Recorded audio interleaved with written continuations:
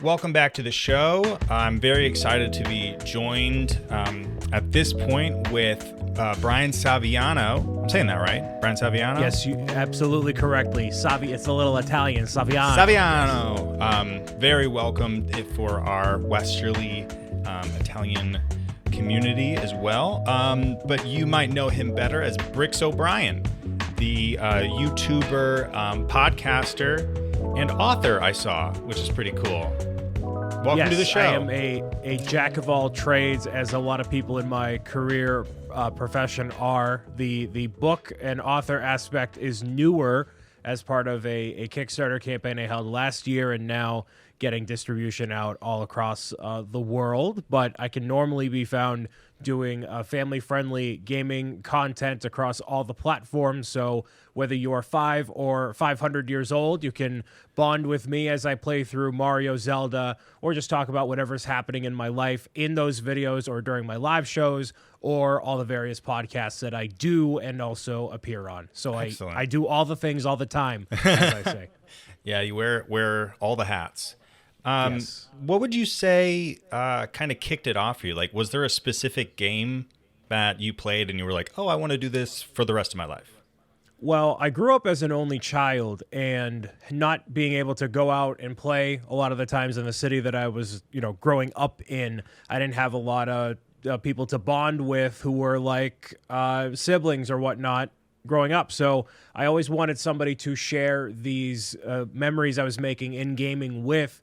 And, when the internet was becoming more of a thing in the mid-2000s, that was when I was, 12 or 13 years old. So by the time I was graduating into the peak of like YouTube and Twitter just being a thing, and Facebook, like, I learned that I could make these connections with people by showcasing who I am through these gaming videos, but more importantly, like, just on a broader social media sense. So instead of finding myself in the negativity of social media, I'm like, oh, how can I find a way to connect with people with these games that I like, and use that as a platform to connect with whoever I can. And as you know, on the internet, you find all sorts of people who love all sorts of things, and finding those communities within it is it might take a while, but I did it.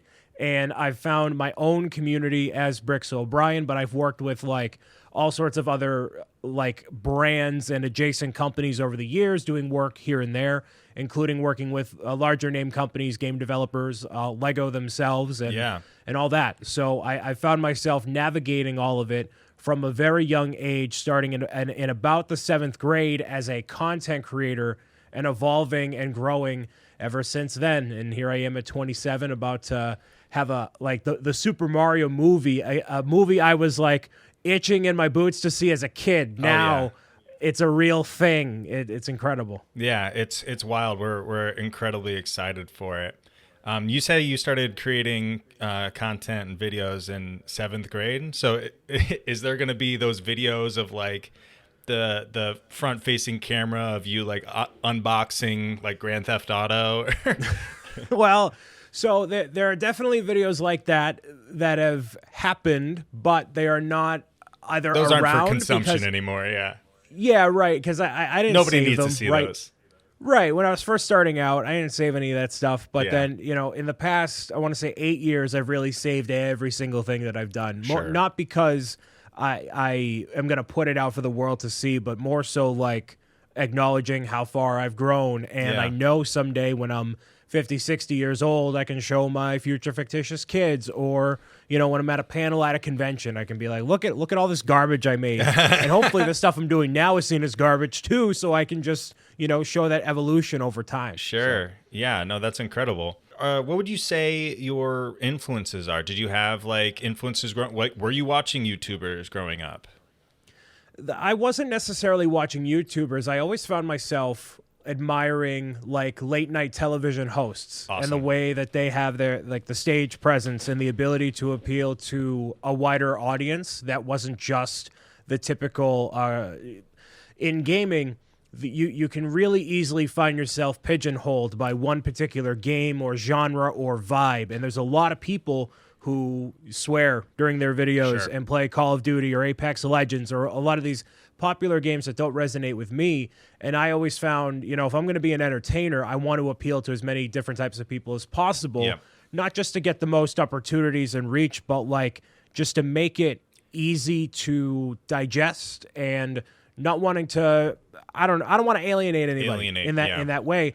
So I look to people like that when I'm doing my content, and it isn't just about video games, where a lot of my peers focus on, hey, here are all the tips and tricks and focusing laser in on this particular game, but I'm just talking about what I had for lunch or how they got my coffee wrong at Dunkin'. And though that's the content of my videos that people like. So yeah, because it's the personality that, would you say it's your personality that drives your channel and your brand? I got a face for radio, so it's not these dashing good looks or physique. It's a personality. It's the willingness to share the stories that I've had throughout my life as a very, unique perspective. Like I said, being an only child growing up in the inner city where I had all of these adversities and things lined up against me, but I found my way through to paving this career path for myself over the past 15 years, which, 20 years ago, you'd never consider this being an option for people like even us to do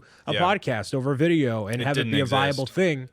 And it is. And the pandemic really amplified all of that and cracked open the egg of possibilities for a lot of people. So even in financially tough times economically, it's still all roses from here on how people can find themselves and their own voice online. Yeah, and there's a beauty in that.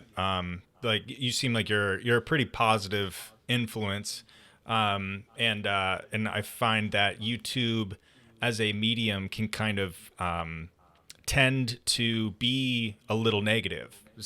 Like the easiest way you can get clicks is be reactionary or inflammatory, and it's not great for the psyche of these, because a lot of people on YouTube are younger, and I think that having somebody like yourself who is a positive influence, who is putting positive vibes out there, I think is really important. It's important, and the key takeaway from what you just said there is that it's reactionary, and I wholeheartedly agree. But that doesn't mean it needs to be a negative reaction. And you can elicit a positive reaction in people through either sharing your own stories or giving them insight into something they otherwise wouldn't have had. And when I'm doing my gaming videos, I'm talking in the same voice for the most part. I'll do a funny voice every once in a while. Sure. But I'm not pandering to kids in the same way of other programming that's out there, right? So I'm really leveling myself with the audience, and that it's the equivalent of you playing video games with an older cousin or a friend of yours and feeling a little bit less alone while you do it. So as long as I'm invoking a positive reaction with who I am and what I do, making myself known as a bold presence as a creator, then I know I'm doing something impactful. There's a lot of people who do family-friendly content that seems very, I don't want to say stale or dry, but like, it's very middle of the road because you don't want to make anybody upset, but like I still have the spice and the energy when I do my thing and put a little English on it. Sure. Yeah, exactly. Right. A little something to give it a little flavor. A little spice. Yes. So you said earlier you were excited for the Mario movie to come out, and we've been overwhelmingly excited. The trailer, I was blown away because the whole like, Chris Pratt is Mario and Anya Taylor-Joy, and it's like, there is an incredible voice actor who has done this, all reactionary takes. And then watching the trailer, it was just so quickly evident that everybody was having such an amazing time creating this that it was super clear from the jump. And I think that movies like this, Dungeons and Dragons is coming out as well this week, and maybe tomorrow actually, and I think both Dungeons and Dragons movie and the Super Mario Brothers movie have both done an incredible job of finding out what their fans, what their fans want and what they're expecting out of these movies. Like the first Dungeons and Dragons movie, the first the first Mario movie as well. It was like dark and weird and kind of took itself seriously in weird ways that were not expected. And both of these movies now, these editions of the IP is much more fun and bright and goofy and silly, and I think that's we're really looking forward to seeing that on screen. And what's amazing, what some of these movie studios and people behind the scenes don't understand, it's very simple what the fans and what, if you want to call them consumers, sure, what consumers want. The consumer. Right. They want a fun, enjoyable product. Mm-hmm. And that's not a hard thing to understand. Oh, we're gonna overcomplicate how we approach a Mario movie, or we're gonna try to shoehorn this musical number, or there's so much meddling that can get in the creative process when it comes to filmmaking, especially when you have all these cooks in the kitchen, and by the time you get to the other end of it, you have a mess of what it should have been. And so when you look at the Mario movie, you look at all the people, like you said, that are involved, including the team at Illumination, which, I don't care how you feel about Minions, those movies look beautiful. Yeah. And they're super fun. They're super fun. They're well polished. They have the level of care and consideration put into it, and that's what people want. Yeah. They just want people who care. With that first Mario movie that came back out in the 90s, they were literally drinking vacation juice on set because they couldn't deal with how awful the standard of the production was. Poor Bob Hoskins. Right. And that's not what pours out onto the screen. People see that, and you get a garbage movie. Yeah. Like we don't want a garbage movie. And now that I think the MCU has really kickstarted all of that, because you can see, at least in the earlier parts of Phase 1 and 2 and 3, like the people really can't. It oozes off of the page onto the screen, and that's what people want to see. And video game movies for so long were plagued with like awful perspectives and creative directions, and now between the Mario movie, Detective Pikachu, Sonic the Hedgehog, even World of Warcraft to an extent, video game movies are having a bit of an uplift, and they're going to make billions of dollars, and they should, because they're great. Yeah, I mean, look at Last of Us on HBO. And it's incredible. Speaking of video game movies, do you have a favorite video game movie that's come out? I would have to say it's Detective Pikachu, because I definitely lean bright and colorful in video games and the media that I consume. So I had a lot of great things to say about The Last of Us as well. I actually never played the games. I've known about them forever. Yep. But I'm like, I don't want to play a dark, depressing story. I want to... the cutscenes in the game were the main thing people were after. I'm like, I'll just wait for the show. So Detective Pikachu specifically, because they took the source material of Pokemon, and there's never been this real life aesthetic to it. Like, what does a Pikachu feel like? Is Pikachu furry? Is Jigglypuff like a balloon? Like what is the material? So they managed to take all these fantastic creatures and bring them to fruition in a way that it seems like an impossible task. But if they did that, well, then now we got Sonic, and then now we got Mario, and now these kids growing up, they don't know what it was like when I was young. So the Mario movie that I grew up with was nothing like. It was tiny lizard heads and literally awful. And John Leguizamo. Exactly. Well, I really appreciate you taking the time out of your day to come on the show and chat with me a little bit. I'm really looking forward to this event that we're gonna have on the 8th of April. What can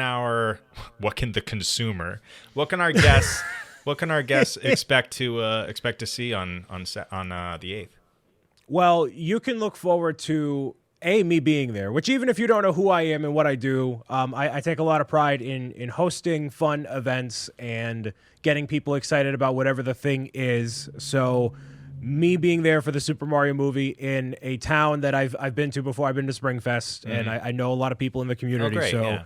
I'm very happy to come back, and I'll be at Springfest later this year as well. Excellent. So not only is it going to be a showing of the Super Mario Bros. Movie, I'm going to be hosting a little bit of a Q&A as a full-time family-friendly content creator, YouTuber, live streamer, as some of the younger people out there may know it, doing some Mario trivia with some prizes. Hey. And then a Mario Kart tournament being held after the fact where you may need to race against other attendees or the final boss of the whole event, which may or may not be me. I don't know. We'll Certainly see. not going to be me. I am vociferously terrible at that game.